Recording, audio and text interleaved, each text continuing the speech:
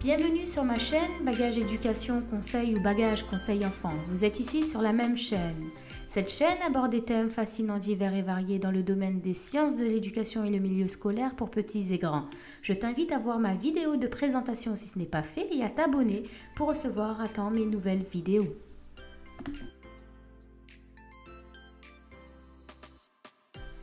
Ça t'est déjà arrivé de te mélanger les pinceaux avec ces expressions ? Maintenant, l'année prochaine, il y a une semaine, demain, jadis, de douter parfois sur le sens de ces mots. S'agit-il d'une expression qui exprime le passé, le présent ou le futur ?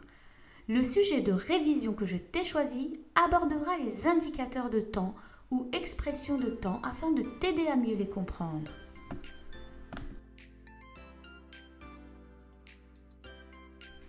Cette leçon est vue habituellement en début d'année. C'est en général l'une des premières leçons que ton maître ou ta maîtresse aborde en conjugaison dans le domaine études de la langue. Cette leçon est vue au cycle 2 et 3 avant d'étudier les différents temps en conjugaison. Tu te poses des questions sur l'utilité de cette leçon? Lorsque tu lis des textes, tu seras amené à les retrouver et les comprendre te permettra de déterminer si l'événement ou l'action se situe dans le passé, présent ou futur. De plus, si tu maîtrises le sens de ces mots, lorsque tu vas jouer au petit écrivain, tu emploieras l'expression qui conviendra avec le temps du verbe de la phrase. Exemple, si l'expression est au passé, le verbe sera conjugué au passé.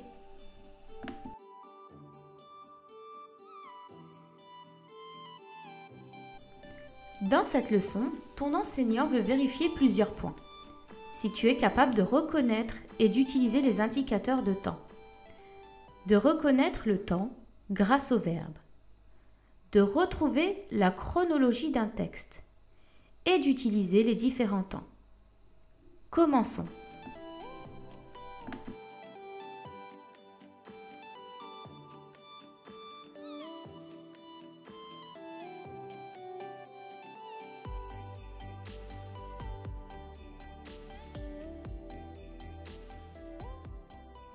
Les verbes expriment des actions ou événements qui se situent soit au passé, présent ou futur. On va différencier ces trois grands moments en conjugaison.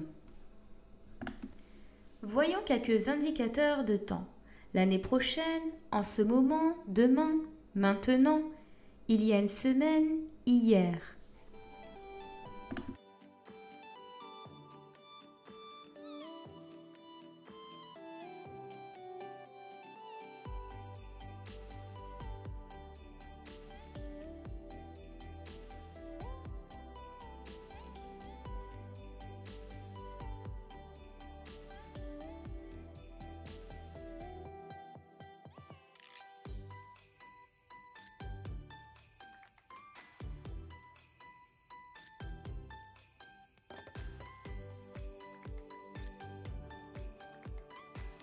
Dans une ligne de temps, le trait du milieu représente le présent.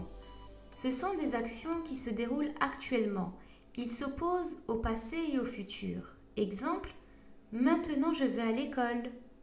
En ce moment, je suis dans la salle d'attente. Avant ce trait, cela représente le passé. Ce sont des actions qui ont déjà eu lieu. Exemple, hier je suis partie me promener. Il y a une semaine, ma maîtresse m'a évaluée en lecture. Et après ce trait, cela représente le futur, donc des actions qui n'ont pas encore eu lieu. Exemple, demain j'irai faire mes courses. L'année prochaine, nous serons en classe de CM2. Tu peux aussi ranger ces mots dans un tableau. Chaque colonne représente ces trois grands moments, passé, présent, futur. Le même ordre ou le même sens que cette ligne de temps que je t'ai montrée dans la diapositive précédente. Premier exercice d'application.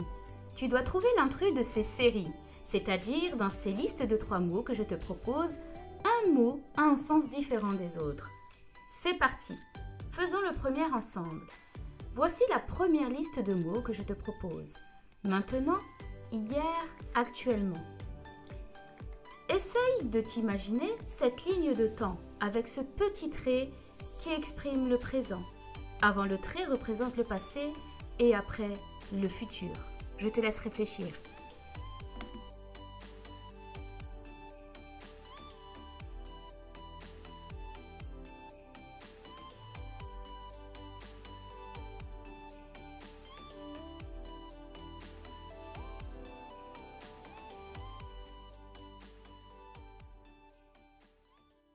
La réponse est hier.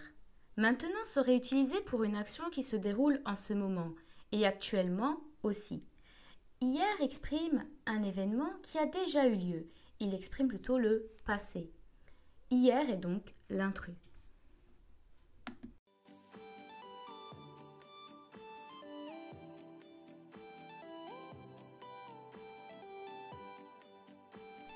Voici la deuxième liste de mots que je te propose. Autrefois, actuellement, hier. Si ça peut t'aider, tu peux toujours imaginer cette ligne de temps. Je te laisse cogiter quelques secondes.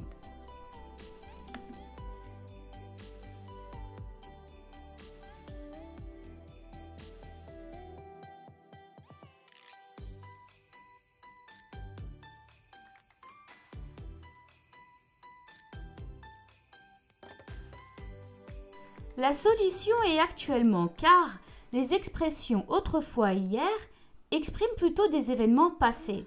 Par exemple, autrefois nous utilisions la plume pour écrire. Hier, je suis partie visiter mes grands-parents.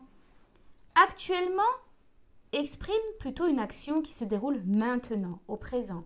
L'intrus est donc actuellement. Poursuivons avec la troisième liste de mots. Dans un mois, après, hier, je te laisse gamberger quelques secondes.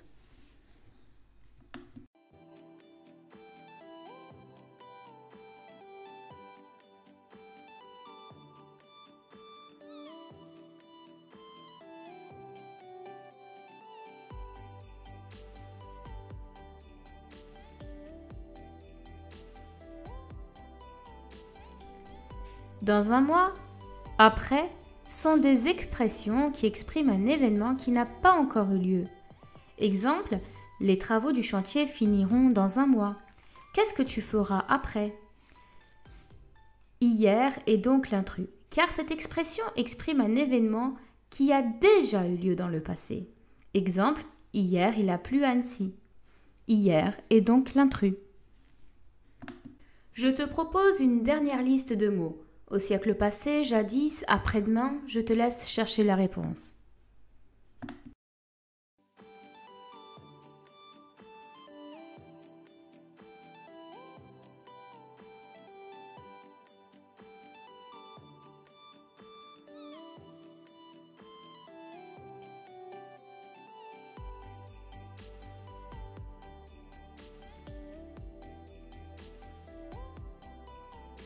Réponse. Au siècle passé et jadis sont des expressions qui vont exprimer des actions ou événements qui ont eu lieu dans le passé. Par exemple, un exemple de phrase, jadis les femmes françaises ne portaient pas de pantalon. En effet, dans l'histoire du costume, les femmes françaises portaient des robes longues. Deuxième exemple. Au siècle passé, on utilisait des pellicules pour faire développer des photos. Donc, après-demain serait la réponse, car cette expression exprime une action qui n'a pas encore eu lieu, donc le futur. La réponse est après-demain. Exercice d'application numéro 2. Complète chaque phrase avec un indicateur de temps.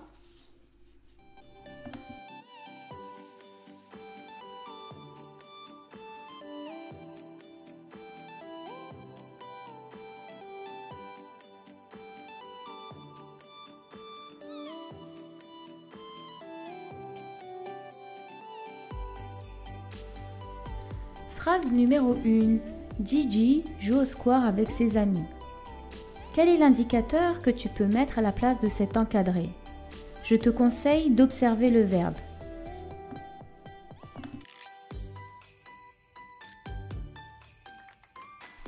La solution que je te propose est « Maintenant Gigi joue au square avec ses amis ». Comme le verbe jouer est au présent de l'indicatif, j'ai utilisé un indicateur de temps qui exprime le présent. Tu aurais pu utiliser d'autres indicateurs de temps, comme aujourd'hui, en ce moment, à présent, actuellement.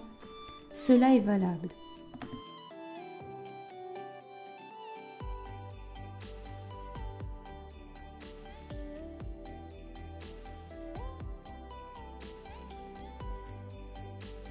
Phrase numéro 2.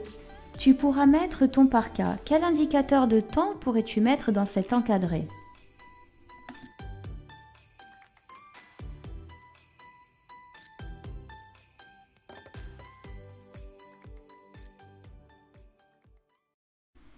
La solution que je te propose est bientôt tu pourras mettre ton parka.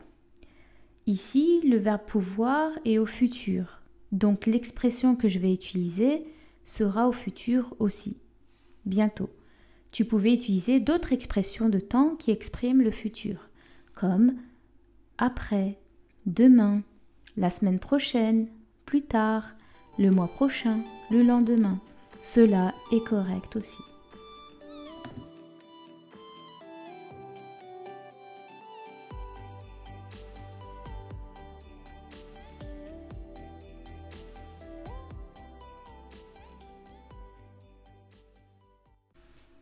Dernière phrase, Lily s'est promenée avec ses parents. Quel indicateur de temps proposerais-tu?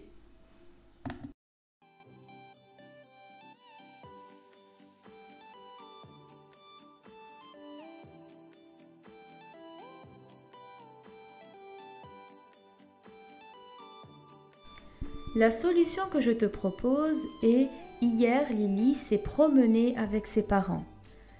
Le verbe promener ici est au passé composé. On va donc utiliser une expression de temps qui exprime le passé. Exemple, hier. On pouvait utiliser bien d'autres. Avant-hier, autrefois, jadis, la veille, auparavant, la semaine dernière, il y a longtemps. Tout cela sont des expressions de temps qui expriment le passé. Exercice d'application numéro 3. On te demande de classer les phrases dans un tableau à 3 colonnes, passé, présent, futur. Ce type d'exercice permet de savoir si tu arrives à reconnaître le temps grâce au verbe.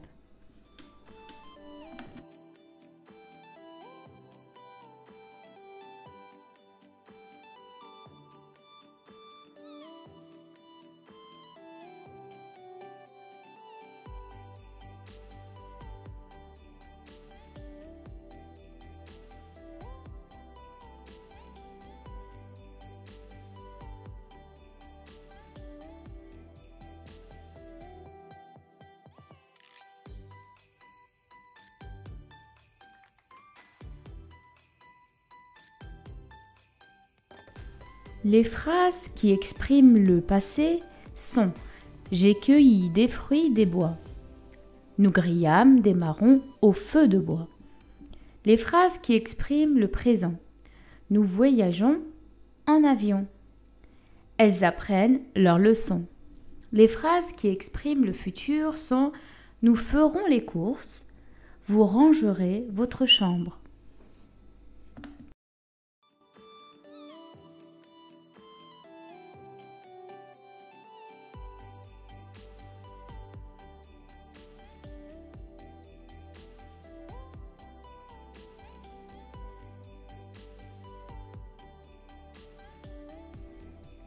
Exercice d'application numéro 4. On te demande de remettre les phrases dans l'ordre chronologique.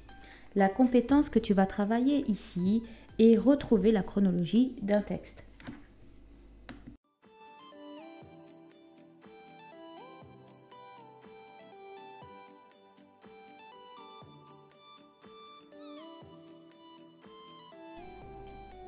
Exercice numéro 1. Tu dois remettre ces phrases dans l'ordre. Première phrase, le goal plonge mais ne peut détourner le ballon. Il tire le ballon avec le pied gauche.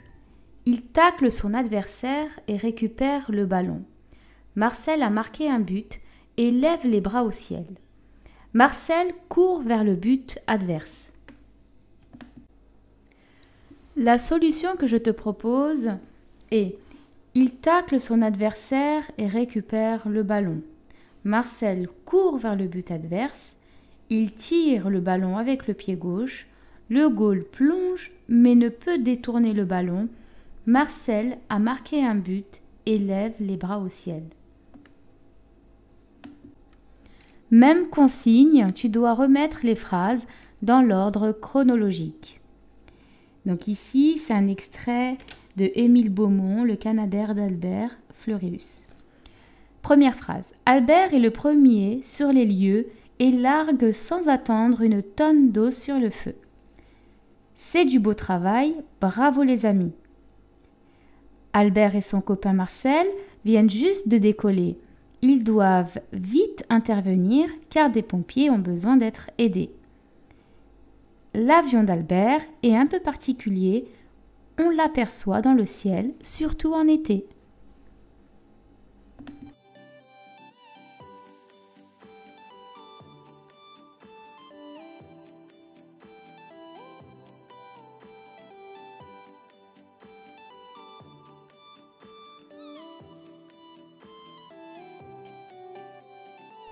Voici la solution que je te propose.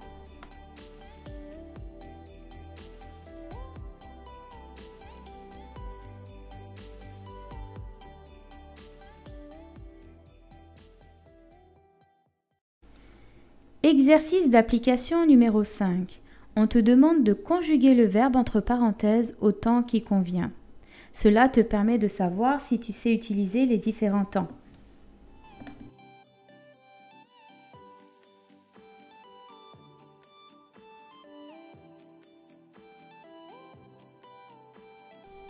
Voici une solution qui t'est proposée.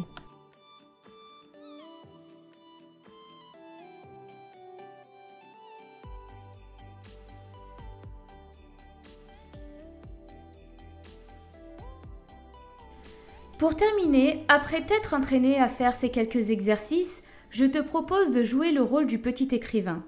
Tu vas ici pouvoir t'entraîner à utiliser des indicateurs de temps. Il faudra être vigilant à s'assurer d'adapter le temps du verbe à l'expression qui convient. Le sujet que je te propose est le suivant. Raconte comment on se déplaçait autrefois. Et oui, il fut un temps où la voiture n'existait pas, le vélo aussi. Je te laisse y réfléchir. Et à partir de ce qui existe, imagine comment on pourrait se déplacer. Tu peux demander de l'aide à tes parents. Je t'invite à faire quelques recherches sur l'histoire du transport. Ma vidéo se termine. À bientôt.